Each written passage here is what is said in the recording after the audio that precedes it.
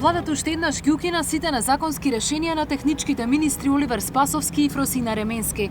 На синокешната седница било одлучено да биде спречен и вториот обид на министрите на СДСМ незаконски да ги партизираат Министерствата за внатрешни и труд и социјала. Ова за пулт на Радио Слободна Македонија го потврди дополнителниот заменик министер за внатрешни работи. На владина седница беа поништени повторно, но јас сум сигурен дека тоа е практично аргумент повеќе за да се соочи да се соочи со правдата практично. Тоа се криминални дејствија. Значи тоа не е веќе нарушување на административни процедури. А ако навлезем во суштината или во содржината на тие персонални решенија или на тие персонални промени што самиот ги направи, ќе бидете фрапирани сите. Според Чавков, Спасовски по распишувањето на изборите повеќе нема право да донесува вакви решенија, а продолжувањето на досегашната пракса ќе значи кривична одговорност за него. Во изминатиот период Спасовски на раководни позиции поставувал луѓе без компетенции, но со лојална партиска биографија.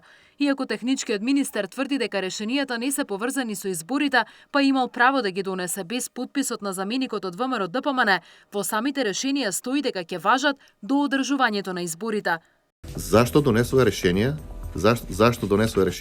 во кој началникот на СВР Куманово, а на исти начин се поставени другите, вика се именува на работно место началник на сектор на тај дата, сметано од 30.12.2015 година до денот на изборот на влада по завршувањето на предвремените парламентарни избори што ќе се одржат во 2016 година.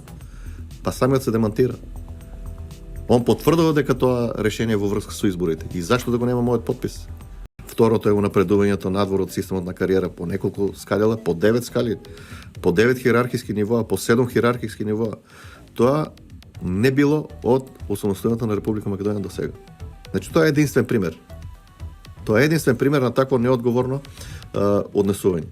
Сме имале ние како професионалци проблеми со одредени министри, не ние, системот, институцијата. Можам да ги определам и периодите од прилика 2004 година ќе се препознаат кои биле министри или 2001 година. Меѓутоа Оливер Спасовски мислам дека пута 10 е во нарушувањето на системот во однос на овие 20 што ги на индиректен начин што ги посочува. Ременски и Спасовски по распуштањето на парламентот тврдеа дека се заложници во владата на Емил Димитриев. Сепак продолжија да донесуваат персонални решенија и да унапредуваат партиски членови. Иако владата го поништи, Спасовски успеа уште еднаш да го напреди и сопругот на неговата колешка Ременски.